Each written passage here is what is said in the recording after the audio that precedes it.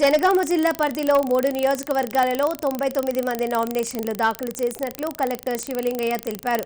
Janagama 32, station Ghanpur 28, Palakurthi 39 నామినేషన్లు దాఖలై జిల్లా ఎన్నికల అధికారి వెల్లడించారు. అయితే రేపు సర్క్యూటిని తర్వాత 14, 15 నామినేషన్ ఉపసంహారం ఉంటుందని అన్నారు.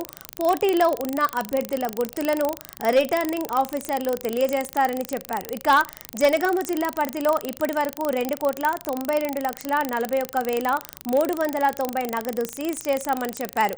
బంగారం, వెండి, ఇతర ఆభరణాలు సీజ్ చేశామని చెప్పారు.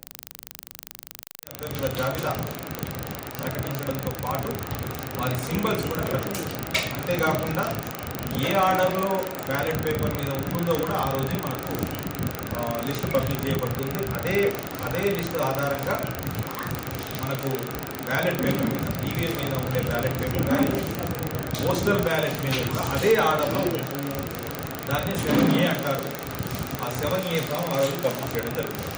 కేంద్ర ఎన్నికల సంఘం 3 రకాల పోస్టల్ బ్యాలెట్స్ 3 రకాలుగా ఉన్నాయి. ఒకటి మనకు ఈ ఎన్నికల విధులలో ఉన్నటువంటి ఉద్యోగులకు మనం ఇచ్చే పోస్టల్ బ్యాలెట్స్. దీంట్లో మనకు జనగాం కాన్స్టిట్యున్సీలో 830 అప్లికేషన్స్ వచ్చాయి. జనపూర్ కాన్స్టిట్యున్సీలో 442 అప్లికేషన్స్ వచ్చాయి. పాలకుర్తిలో 400